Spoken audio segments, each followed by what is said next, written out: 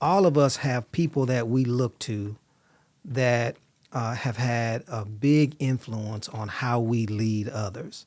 I'd be curious, Coach, as you start your first year, like you said, taking over a national program where the expectations are so incredibly high, where there's a lot of questions about can the Pantherette program be successful under a man? There's so many questions about your leadership. How do you internalize all of that and still make the main thing the main thing? Um, I mean, I don't be worried about what people be thinking.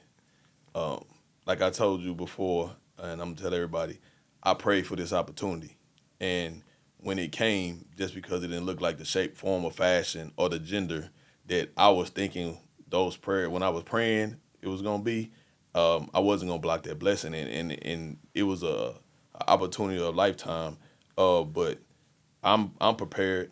Um, Coach Peavy, he gave me an opportunity to really just grow as a coach, as a man, as a leader under his tutelage. So whenever he wasn't there, I was already ready. I watched yourself, Dr. Nix, how you guys lead us in the district, um, Mr. Bird, our principal, our HR team, like the way you guys handle yourself and the way you guys pour into us.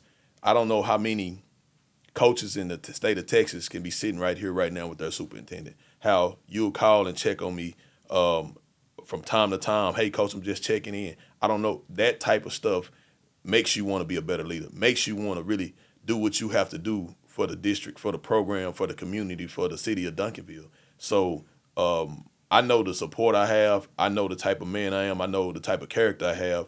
And I know the type of leaders that I'm following that we're going to be in great shape. You know what I'm saying? It's a no-brainer.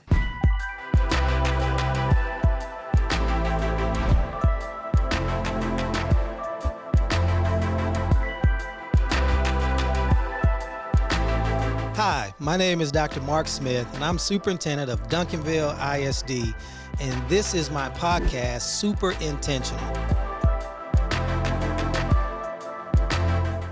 In Duncanville, we believe that everything rises or falls based on the leadership. So the leader is absolutely important to getting anything done in any organization. I am so excited today to have Coach Neiman Ford here. He's an awesome leader in Duncanville. He is the new head basketball coach of the Pantherettes. And so today we're going to be talking about leadership and talking about the great things that you're going to be doing in our program. Welcome to the podcast. How are you today? I'm well. Thank you for having me, Dr. Smith. Absolutely. Let's jump right in because that's what you do. You are a high energy, jump right in kind of personality. So I think that's fitting for the podcast today. I have been preparing for today, thinking about when we first had a conversation about leadership and taking over a program, especially a program that was going through some turbulence. Now that you've been in the role for a period of time now, I'm really interested in what your reflective thoughts are early on into the process in your new leadership role.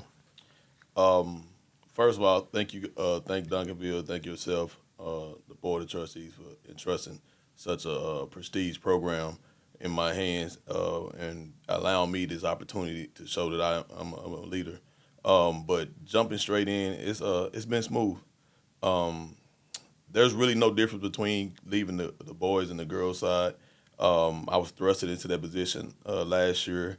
I took all the things that I learned from yourself, Coach Peavy, over the last 5 years and applied it. There's nothing like really owning, being in your role and starting in your role, and then having the opportunity to showcase that. So this school year has been really great. The girls have really bought in. I have a great staff. Got 4 new coaches. They've been awesome. And the kids are really understanding what my leadership style is and what I expect. So it's really been a smooth transition. And I tell people anytime, any relationship, whether it be employer, employee, coach, student, the failure to communicate the expected things that you expect out of a Absolutely. relationship uh, is the reason that any relationship fails. So I've communicated to them, all the parents, all the coaches, what my expectations of what my vision is for the Panther Ed program, and everybody's been rowing in the same direction. That's great. One of the things that people don't know about you is you had a career outside of public education where you were in a leadership position in a business and a corporation. And I believe it was enterprise. And so you were able to bring those leadership experiences into the public education side of things. How did that impact your leadership, experiencing leadership in a corporate setting and what it takes to be a successful leader there, and then translating that into being a coach and leading young women and young men and other young adults? Enterprise was great. I worked there fresh out of college in their management training program, and I fast tracked pretty fast and became assistant manager in 6 months. I was a manager within a year or two. I ran a couple stores, but in any leadership role you're in, it's about the service. So serving your employees, serving the customers, serving the community. So when you have that in mind and first, it's easy to be a leader. And that prepared me for all walks of life, being in that role at a young age, being a leader, running a business in my early 20s. So when I transitioned to the educational realm, it was a smooth transition because I had a different lens that I looked through, and I understood it. It wasn't about just my class. It wasn't about just my team. It was about the entire organization. Because whenever you're running a business, it's not about this one sale. It's not about this one customer. It's about the brand of the business. So I brought that mentality to education and into the athletic realm, into my programs. Anytime I coach, I didn't look at it like from right now, this play, this moment. Okay, not this game. I got to look at it from a big picture. Big picture is so critical. Many leaders are, there's this term that we talk about in leadership about when you're in the leadership role, you have to lead from the balcony versus the dance floor. And really, what we're talking about is being focused on the big picture and being the assistant coach for the boys' Duncanville basketball program, and then being as the interim head coach for the boys' basketball program. You saw pretty quickly in your tenure the difference from those two positions. I think it's critical for us to spend some time talking about the difference from being number two versus being number one, because those are two different positions, and that big picture component that you talked about is so key to being an effective leader. My years of enterprise helped me with that because you start out at the bottom. Everybody that ever worked in that company has to start out in the management training program. So when you're at that stage of your career, you got to really focus on how can I get promoted. And then once you become an assistant, okay, how can I do what I need to do to effectively run my portion of my role? Same thing apply when you're assistant basketball coach or any assistant. When you're as an assistant, you're focused on the jobs and the duties that the head coach has assigned to you, whether I'm the offensive coordinator or I do the defense, or maybe I'm doing grades, or I got to travel, logistics, whatever the case, I'm focused on that. When I got thrusted into the interim head job, I couldn't only look at what I'm doing. I had to look at what everybody's doing. And my experience being a manager, and then also I coached football for years, I understand like everybody has a role to play. Everybody has a job. So I wanted to make sure I communicated what my expectations were from the assistants at the time, because not only it was hard for me to transition, they had to transition from me being a peer to now I'm kind of like your boss. So you got to understand the difference between the relationship a day before, then a day after. We got a whole different relationship. It's a dynamic because now I have to think from a different lens and look through a different lens. So I think the life experiences I had being in corporate America, coaching different sports, helped prepare me for the transition from my job as an assistant to now I got to look at all the jobs as the head coach. What did your journey in building the Duncanville boys basketball program from where it was when you all arrived to being a national powerhouse? What was that journey like for you in your own leadership growth and development? It was amazing. I've been in Duncanville for 10. This is my 10th year. I started out in the junior high, so a lot of those kids in that 2022 class, I saw a video one of the parents had sent me on Instagram, and I talked about the vision that I saw for those kids 2017, 2018. And I knew the type of work we was putting in the middle school. It was eventually going to translate. We always had the talent in the junior highs. We was losing them to DeSoto, Cedar Hill, Lancaster, Lincoln, SGP. It was my job at the junior high to make sure we keep all our babies home and make sure they go to Duncanville High School. So my whole thought process was make it cool to be in Duncanville, to stay in Duncanville. And then when Coach Peavy came, it was just like a perfect storm. We got Dr. Smith as a leader. The football is on the uptick with Coach Samples. Coach Peavy come with all his experience. I had the youth movement coming from the middle schools, and it was just a perfect storm, and it worked out perfectly. But it's nothing short of amazing. I sit back now and think about all the success we had over that 4 or 5 year run, and it's mind blowing. Like you never ever would have thought that when we first started. Absolutely. It's been just as it's been mind blowing for you and you're in it, it's been mind blowing for me watching you all do some amazing work and understanding like where you started and then all the journey of work that you all had to put in between. I made this statement on more than one occasion. People on the outside think that it is easy to coach in a place like Duncanville because they have the talent. When the truth of the matter is having the talent, it's harder in a lot of ways. Can you expound from a leadership standpoint on how hard it is and how much leadership from the person that is in charge is required to bring people that are highly talented and to have a lot of individual interest and focus and somehow make them a team? Because that's what you all did over the course of that 4 to 5 year run. The biggest thing as far as coaching in Duncanville, especially if you're coaching girls basketball, boys basketball, football, track and field, baseball, softball, whatever the case may be, is the expectation. The expectation for us as a coaching fraternity in Duncanville is to win state. That's not the case in most situations. In 99.9% of the schools across the state, they don't. Everybody says we want to win state, but who really believes it? So that's. You've never said, Coach, you have to win state this year. That's the expectation we put on ourselves. So that's pressure alone. A lot of people think it's easy to coach talent. I got coaching friends all over. Now I have coaching friends in the women's fraternity of basketball, men's with college. Whenever you do something and know it's not expected, it's like found money. But now, okay, I've done this. Now you're expected to do it going forth. And a lot of people can't handle that pressure. When expectations are there, when you expect to be great, and say if you're the number one team in the nation and you barely win a district game on a Tuesday night in January by 10, people are looking at you like, hey, what's going on with Duncanville? Right. They barely won.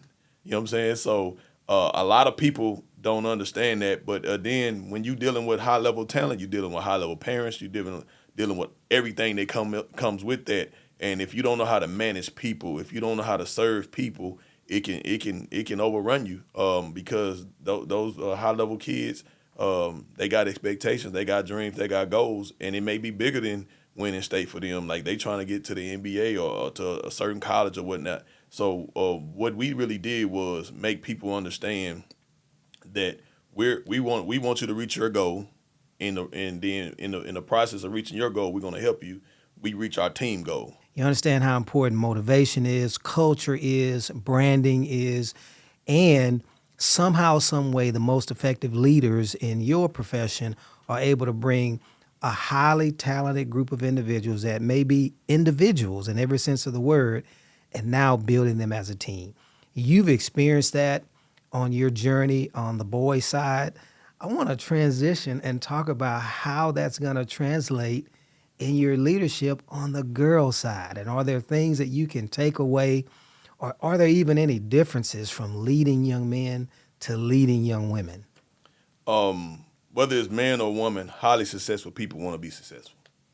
And our girls program is probably the most uh, accomplished women's program in the country. The young ladies I have in the gym, they're really really good. Like the talent level in comparison from men to women, there's really no drop off between the two. If it might not be even higher on the women's side.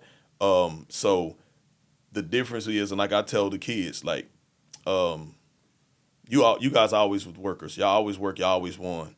The way you was taught in the past, it ain't right. It ain't wrong. My leadership style, the way I'm gonna teach it, is just different, and it's more one. It's more than one way to get those things accomplished. So I bring a lot of energy. I'm more of a talker. They call me Pastor Ford because I sit them down and I talk, and they be, oh, coach finna talk for a long, so they be in amen and me and all that. So the biggest difference on the girl side, they I come in the gym, they got a song and a dance, and they clapping. It was my birthday a couple weeks ago, and it blown me away because I done coached boys for forever. And they like, hey coach, happy birthday. So they in there, they got a whole routine. They clapping and stomping, and it's like on point, like synchronized swimmers. And I was kind of blown away. I Right. almost got choked up because I'm like, wow, you know what I'm saying? This is what it's like. And Yes. I think I'm providing it, and it's a different type of leadership. Mine is more of a I just tell you what I expect. I'm not gonna raise my voice. I'm not gonna be upset, and these are the expectations, and we gonna follow them. And everybody has a total line. It's amazing you share that. Not everyone would want to follow the leaders that we've had in Duncanville with the Pantherette program because they are some outstanding coaches with super major accomplishments. And you have to be really confident to take over a program with such historic traditions across the nation. And so self managing your own mindset and your own motivation and your own reflection as a leader is critical. Coach, I'm wondering if you could share what do you do for yourself to keep yourself focused so that you aren't too high when things are going well. That's a I think a great leadership trait, but also that you don't get too frustrated when you hit a bump in the road and things are going bad because everybody looks to you, looks to the leader to get a feel for direction. And so in the course of it, it's a long season and there are going to be ups and downs and people are looking for you and looking at you to give leadership in those areas. I'm curious, what do you do as a leader to keep yourself focused and primed for leadership? Um, I constantly reflect on the day before and try to just be better as a person, as a man, as a leader, as a coach every day. But I think my experiences from coming in Duncanville 10 years ago, when I first got the bird, we lost every game. And as a first year head coach and you lose every game, you have to find ways how to come back in there and keep the kids motivated. How you got to stay working and understand it's bigger than this moment, this point of time. We got to get better. That's the only I preach that every day. I don't really preach we got to win it. No, we got to get better every single day. And I feel like if you, whether you winning or losing, if you get better every single day, in the end, it'll all work itself out. But for myself, like I'm super spiritual. I pray and I ask for the discernment of service, of not only having service for the community, service for the program for the kids, but service for myself and God. So those one of the things I do every morning when I wake up because if people don't know, being in this situation and being in this seat after being here for so long, I've seen people um, get engulfed in the success. And me and PB had this conversation, I think after we won our second championship. And he would talk to me about coaches and this and that and the third. And I said, Coach, I read a book that Phil Jackson wrote where he talked about all the success they had with the Bulls. Yes. And I said, Coach, he said, when you have a level of success, everybody thinks that their role is bigger or more important than it really was.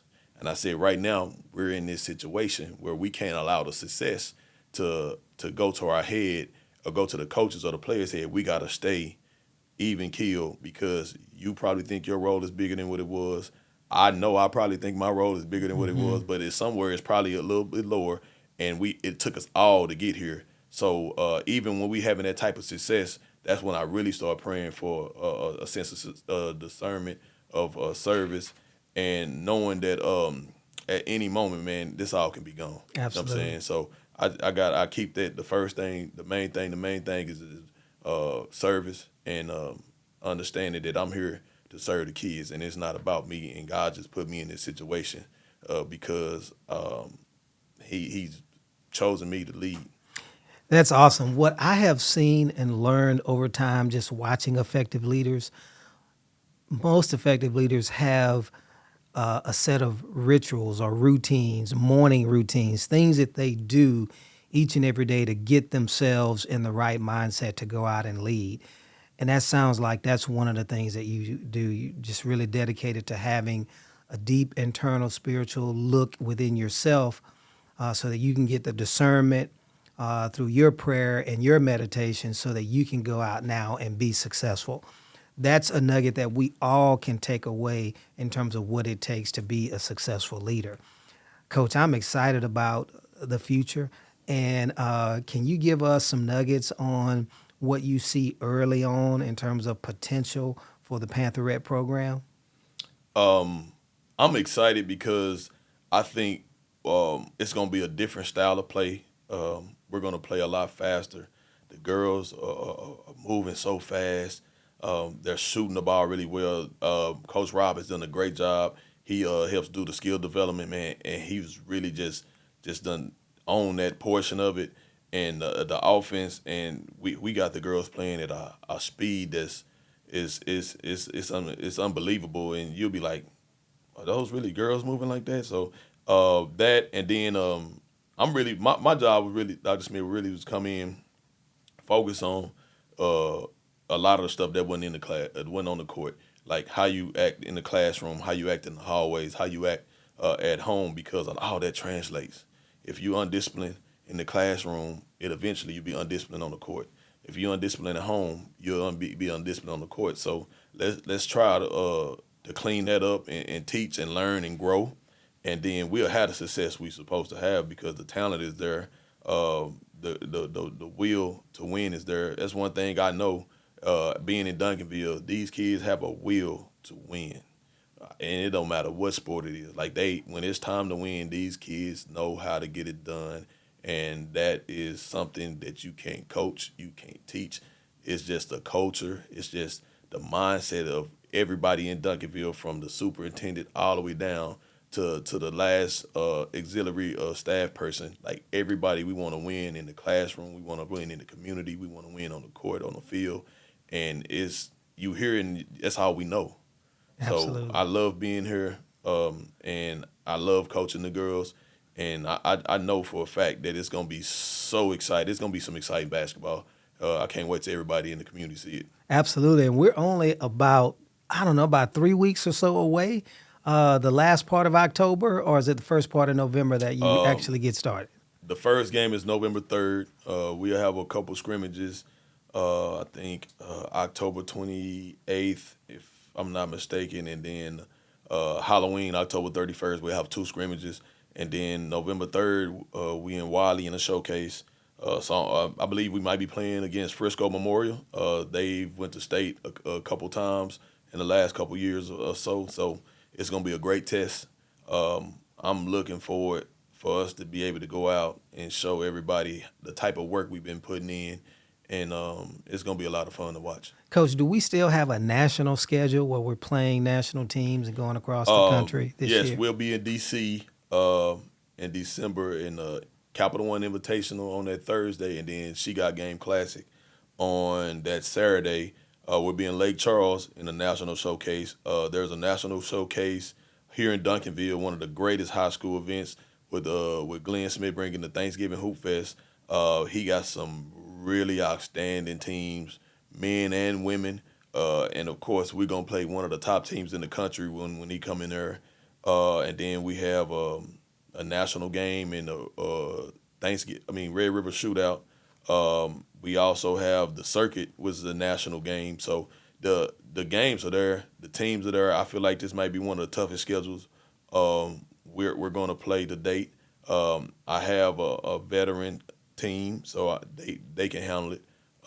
So I'm excited. That's and great. I feel like we got a really good chance to be there in the end. That's great. Well, Coach, it's been so good just having a leadership conversation with you. You are indeed a super intentional leader, and we're all excited to see how that's going to translate to success and providing leadership opportunities for our young ladies in Duncanville ISD.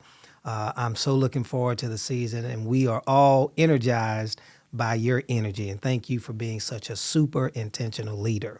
So this is Dr. Mark Smith, and this is my podcast, Super Intentional. So many leadership nuggets that we had an opportunity to share in our conversation today.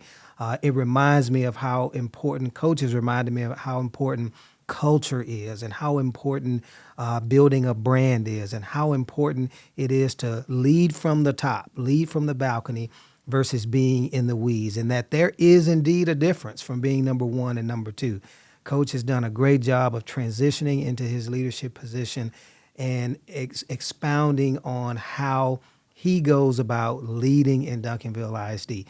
I'm better for it, and all of our viewers will be better from listening to this podcast. So again, this is Dr. Mark Smith. This is my podcast, Super Intentional, where in Duncanville we believe that everything rises or falls based on the leader. We hope you enjoyed this episode of Super Intentional with Dr. Mark Smith. Go ahead, like, comment, and subscribe to our YouTube channel. If you're listening on audio platforms, be sure to subscribe and rate the episodes. Follow us on all social media platforms.